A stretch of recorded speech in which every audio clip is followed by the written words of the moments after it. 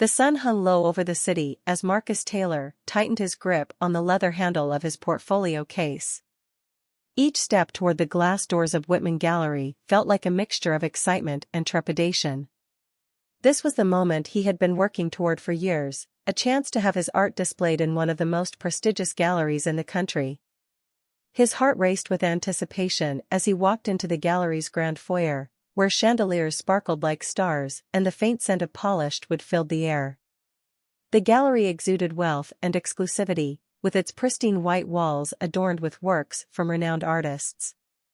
Gerald Whitman, the gallery's owner, stood near the center of the room, chatting with a group of well-dressed patrons. His tailored navy suit and slicked-back silver hair gave him an aura of authority and refinement, though his sharp, calculating eyes betrayed his sense of superiority. Marcus approached him cautiously, his portfolio clutched tightly to his chest. "Excuse me, Mr. Whitman," he said, his voice steady despite the nerves building inside him. "My name is Marcus Taylor. I'm an artist, and I was hoping to show you some of my work." Gerald turned, raising an eyebrow as he looked Marcus up and down. His gaze lingered on Marcus's modest attire, a worn blazer and scuffed shoes, which contrasted sharply with the gallery's opulent surroundings. With an almost imperceptible sneer, Gerald gestured for Marcus to proceed.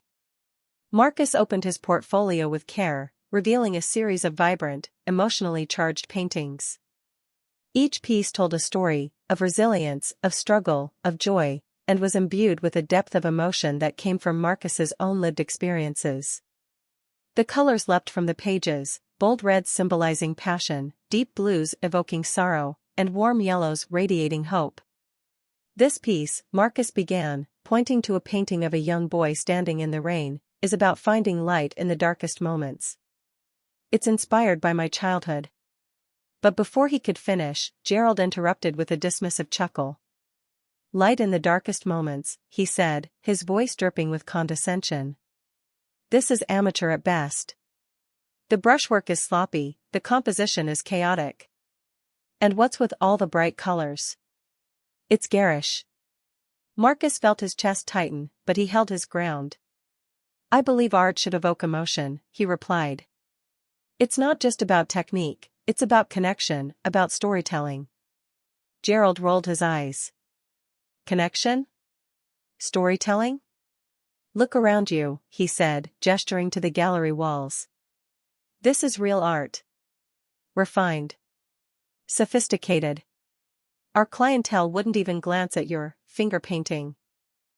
The words stung, but Marcus refused to let Gerald see the impact.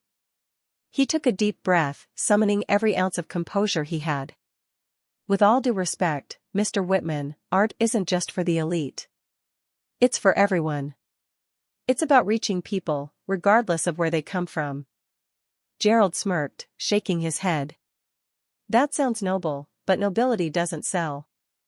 I run a business, Mr. Taylor, not a charity. Now, if you'll excuse me, I have real clients to attend to." With that, Gerald turned on his heel and walked away, leaving Marcus standing alone in the middle of the gallery. The weight of the rejection settled heavily on his shoulders, but he refused to let it crush him. As Marcus packed up his portfolio, he took one last look around the gallery. He noticed the sterile, lifeless quality of the pieces hanging on the walls, works that, while technically perfect, seemed to lack the soul and passion he poured into his own creations. "I'll prove you wrong," Marcus murmured under his breath as he walked out the door, his determination burning brighter than ever. Though Gerald had dismissed him as insignificant, Marcus knew his art had value. All he needed was the right opportunity to show the world. The city streets greeted him with the hum of traffic and the glow of street lights. Marcus walked with purpose, his mind already racing with ideas. He would rise above the prejudice, the arrogance, and the gatekeeping of people like Gerald Whitman. One day, he vowed, he would return, not as an artist seeking approval, but as someone who had made his mark on the world. The days following Marcus's encounter at Whitman Gallery were some of the darkest he had experienced. Sitting in his small, cluttered studio, he stared at his unfinished canvas. For the first time in years, his brushes felt heavy in his hands, and the vibrant colors that once poured from his soul now seemed muted. Gerald Whitman's biting words echoed in his mind, "Our clientele wouldn't even glance at this." Doubt began to creep in. Maybe Gerald was right. Maybe his work wasn't good enough. The thought gnawed at him, threatening to extinguish the passion that had fueled him for so long. It was during this moment of despair that his mentor, Ms. Evelyn, paid him a visit. Evelyn was a seasoned artist in her 60s, known not only for her stunning abstract landscapes, but also for her unwavering belief in nurturing young talent. She had been a guiding force in Marcus's life ever since he'd first wandered into her studio as a teenager, wide-eyed and eager to learn. Evelyn took one look at Marcus slouched on his paint-splattered stool and knew something was wrong. "What's this I hear about you sulking?" she said, her voice firm but warm. "That doesn't sound like the Marcus I know." He hesitated before pouring out the story of his humiliating experience at Whitman Gallery. Evelyn listened intently, her sharp eyes narrowing with every word. When he finished, she let out a heavy sigh and placed a comforting hand on his shoulder. "Marcus," she began, "let me tell you something about people like Gerald Whitman. They've spent so much time catering to the wealthy and the elite that they've forgotten what real art is. They wouldn't know passion if it hit them in the face. But you've got something they'll never have, heart. And that's what makes your work special." Her words struck a chord, but Marcus still looked uncertain. Evelyn wasn't one to let her protégés wallow in self-doubt. She leaned in closer. "Listen to me, Marcus. There's a local exhibition happening next month at the community center. Submit your work. Show it to people who don't care about suits and status. Show it to people who will feel it." Though hesitant at first, Marcus eventually agreed. With Evelyn's encouragement, he spent the next few weeks pouring his emotions into a new series of paintings. Each piece was a reflection of his journey, the struggle, the resilience, and the unyielding hope that carried him through. When the day of the exhibition arrived, Marcus felt a mix of anxiety and excitement. The venue was far from grand, a modest space with plain walls and simple lighting, but it was filled with people from all walks of life. Unlike the cold, sterile atmosphere of Whitman Gallery, this space buzzed with warmth and genuine appreciation for art. As the evening progressed, Marcus noticed a woman in her 40s lingering by his paintings. Dressed in a chic black coat and red scarf, she studied each piece with an intensity that made Marcus's heart race. He didn't know it at the time, but this was Sophia Lang, one of the most respected art critics in the country. Sophia finally turned to Marcus, her piercing green eyes locking onto his. "You're the artist?" she asked. "Yes," Marcus replied, trying to keep his voice steady. "These are extraordinary," Sophia said, gesturing to his work. "The colors, the emotions, it's as if the canvas is alive. I haven't seen anything like this in years. What inspired you?" Marcus hesitated, unsure how much to share, but something about her genuine interest encouraged him to open up. He spoke about his childhood, his struggles, and how his art was his way of making sense of the world. Sophia listened intently, nodding as he spoke. By the end of the night, Sophia had taken several photos of Marcus's paintings and exchanged contact information with him. He didn't know what would come of it, but her words of praise filled him with a renewed sense of purpose. 2 days later, Marcus's phone buzzed incessantly with notifications. Sophia Lang had written a glowing article in one of the nation's leading art magazines, titled "Marcus Taylor, a Revolutionary Force in Modern Art." Her review described his work as raw, evocative, and utterly transformative, and declared him a rising star to watch. The impact was immediate. Within hours, Marcus's social media accounts were flooded with messages from collectors, gallery owners, and art enthusiasts. Offers to purchase his paintings came pouring in, with prices reaching numbers he had only dreamed of. The same pieces Gerald Whitman had mocked were now being sold for hundreds of thousands of dollars each. Marcus's story spread like wildfire. He became a symbol of perseverance, proof that talent and authenticity could triumph over prejudice and gatekeeping. His name was soon synonymous with innovation and storytelling in the art world. And so, the man who once walked out of Whitman Gallery feeling dejected was now being courted by some of the most prestigious art institutions in the world. Marcus had not only found his breakthrough, he had found his voice. Years had passed since that fateful day at Whitman Gallery, and Marcus Taylor's life had transformed in ways he had only imagined in his wildest dreams. His work, once dismissed as amateur, now hung in some of the most prestigious galleries in the world: London, Paris, New York, and Tokyo. Collectors clamored to own his paintings, each of which sold for millions. Critics hailed him as a groundbreaking force in modern art, celebrating his ability to blend vivid colors with deeply personal narratives that spoke to universal themes of struggle, resilience, and hope. But for Marcus, success wasn't just about fame or fortune. It was about creating a legacy. The sting of his early rejections, especially his encounter with Gerald Whitman, had never left him. It reminded him that countless other artists, particularly those from marginalized communities, faced similar barriers. Determined to change that, Marcus used his newfound wealth to establish his own gallery, Taylor Collective. Unlike the cold, elitist spaces he had encountered in his early career, Taylor Collective was a haven for underrepresented artists. Its walls were filled with diverse voices and vibrant stories, each piece handpicked by Marcus himself.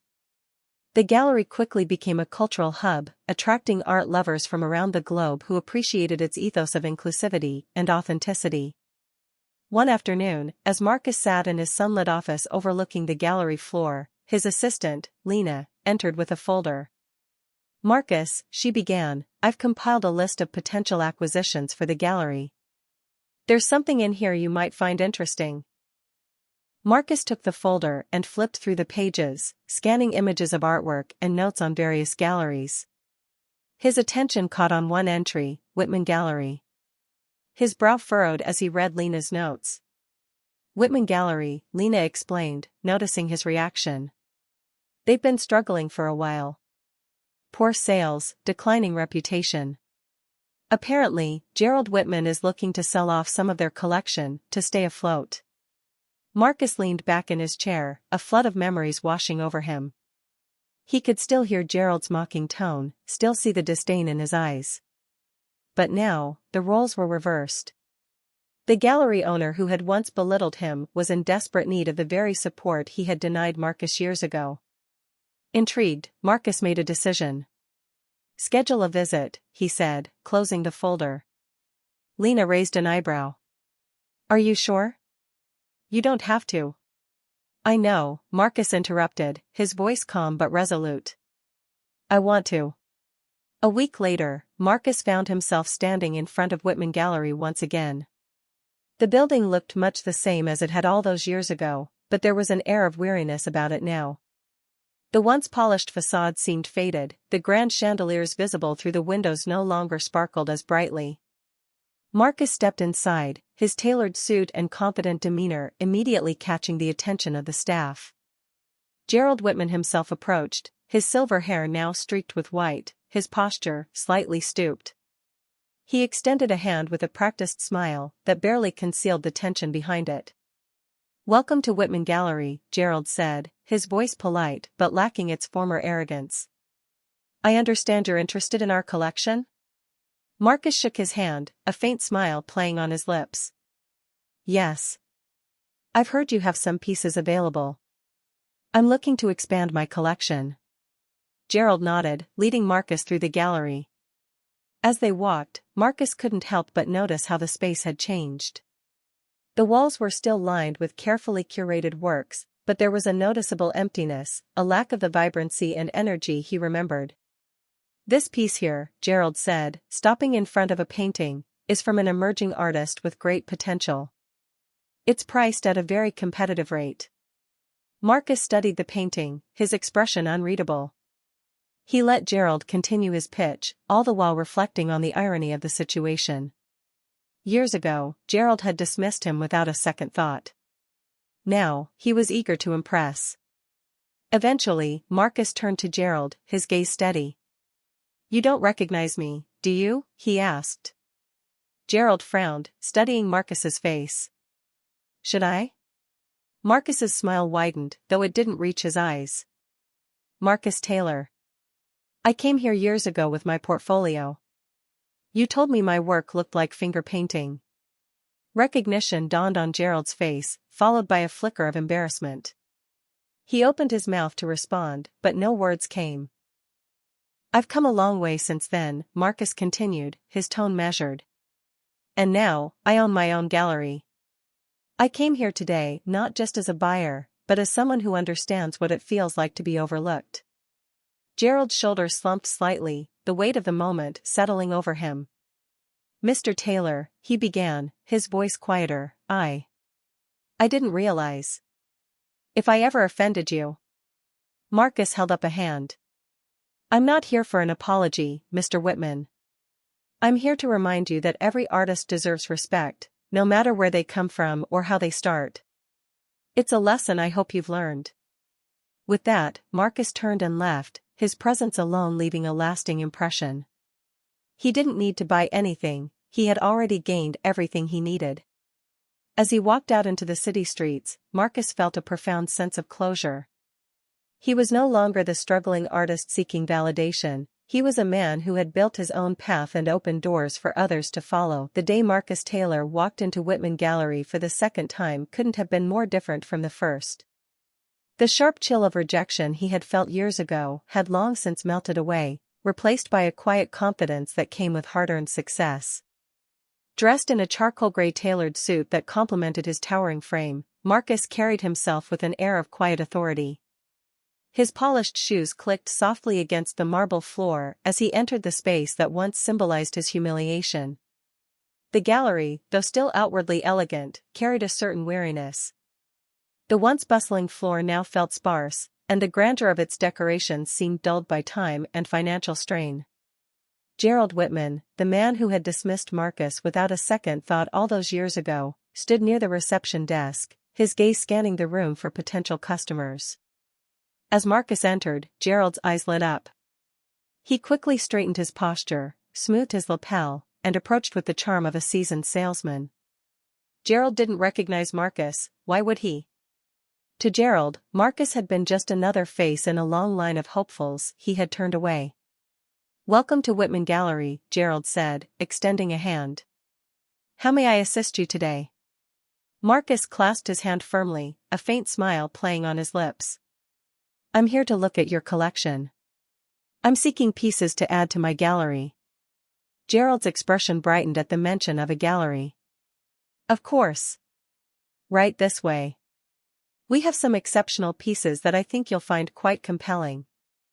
As they walked through the gallery, Marcus took in the artwork on display. The paintings were polished, skillful, and undeniably beautiful, but there was something missing: soul. The vibrant energy and raw emotion that Marcus now sought in art were absent. This piece here, Gerald said, stopping in front of a large abstract painting, is by an emerging artist. Very promising. With the right exposure, I'm confident they could become the next big thing. Marcus tilted his head, studying the painting. The work was technically flawless, the composition balanced, the colors harmonious, but it didn't move him. Still, he listened politely as Gerald continued his pitch, detailing the artist's background and potential market value. And over here, Gerald said, leading him to another piece, is a bold work by a contemporary artist who has been making waves in the scene. Very exclusive. I think it would make a strong addition to your collection. Marcus nodded, his faint smile never wavering. With every step, he felt the weight of irony pressing down on the moment. Gerald was now eager to impress him, oblivious to the history they shared. As they finished the tour, Gerald turned to Marcus with an expectant look. So, Mr. Taylor, what do you think? Any of these pieces catch your eye? Marcus crossed his arms, letting the silence linger for a moment. He could feel Gerald's eagerness, the subtle desperation of a man trying to salvage his gallery's reputation. Finally, Marcus spoke, his tone calm yet deliberate. They're interesting, he said. But I have a question, Mr. Whitman. Do you remember me? Gerald frowned, his brow furrowing as he studied Marcus's face. I'm sorry, I don't believe we've met before. Marcus's smile widened, though it didn't reach his eyes. We have. Years ago, I came here as a young artist with a portfolio of my work. I was looking for an opportunity, hoping you'd consider showcasing my paintings. Gerald's eyes narrowed as he tried to place the memory. When realization struck, his face paled. He opened his mouth to speak, but Marcus continued, his voice steady. You told me my work looked like finger painting, Marcus said. You said your clientele wouldn't even glance at it. Do you remember now? Gerald's throat bobbed as he swallowed hard. Mr. Taylor, I had no idea. That I'd amount to anything? Marcus finished for him, his tone laced with a quiet intensity. No, you didn't. And that's the problem, Mr. Whitman. You didn't even try to see what I was capable of. You dismissed me without a second thought. Gerald looked down, his polished facade cracking under the weight of the moment. Mr. Taylor, I deeply regret if I. Marcus held up a hand, cutting him off. Save it. I'm not here for an apology. I'm here to remind you of the value you overlooked. The artists you dismissed, because they didn't fit your idea of what art should be. The silence between them was heavy, broken only by the distant hum of the gallery's air conditioning. I built my own gallery now, Marcus continued. One that celebrates artists from all backgrounds. One that understands the power of stories and emotions in art. I came here today not to buy, but to see if anything had changed. It hasn't. With that, Marcus turned and began walking toward the exit. He paused briefly at the door, glancing back over his shoulder. Good luck, Mr. Whitman. You'll need it. As Marcus stepped out into the sunlight, he felt a profound sense of closure. He had come full circle, not as the struggling artist seeking approval, but as a man who had forged his own path and triumphed against the odds. Whitman Gallery was no longer a symbol of his failure, but a reminder of how far he had come. The atmosphere in the Whitman Gallery was heavy with an unspoken tension as Marcus Taylor stood before Gerald Whitman. The once dismissive gallery owner now looked like a man carrying the weight of regret, his composed demeanor shattered by Marcus's calm but powerful words. For a moment, there was only silence between them. The vibrant artwork lining the walls seemed to pale in comparison to the vivid memories Marcus had just unearthed. Gerald's face was a mixture of shame and disbelief, his earlier confidence now replaced by a quiet unease. Marcus took a step closer, his gaze steady, but not harsh. Mr. Whitman, he began, his voice measured and calm, I didn't come here today to humiliate you. That's not who I am. But I think there's something you need to understand. Gerald looked up, his eyes searching Marcus's face for any sign of malice. He found none, only a man who had clearly moved beyond bitterness, but carried the weight of a lesson that needed to be delivered. You see, Marcus continued, what you said to me that day, how you dismissed my work without a second thought, it wasn't just about me. It was about every artist who comes through those doors with a dream. Every person who puts their heart and soul into their craft, hoping someone will see their worth. You didn't just reject my art, you rejected the very idea that someone like me could belong in your world. Gerald opened his mouth as if to respond, but Marcus held up a hand, stopping him. I don't need an explanation, Marcus said. What I need is for you to think about how many others you've turned away. How many voices you've silenced, because they didn't fit your mold of what art, or an artist, should be. Gerald's shoulders slumped, and he let out a shaky breath. Mr. Taylor, he began, his voice barely above a whisper, you're right. I was wrong. Not just about you, but about so many others. I've let arrogance blind me to what truly matters in art, and in people. Marcus studied him for a moment, gauging the sincerity in his words. There was no denying the genuine remorse in Gerald's tone, the way his eyes seemed to plead for a chance to make amends. I appreciate your honesty, Marcus said finally. But words alone won't change anything. Actions will. Gerald nodded slowly, his expression thoughtful. I'll do better, he promised. I'll make sure this gallery becomes a place where every artist feels seen and respected. Marcus's faint smile returned, though it carried a weight of its own. I hope you do. Because the art world is big enough for all of us. And the moment we start shutting people out, we lose what makes it beautiful in the first place.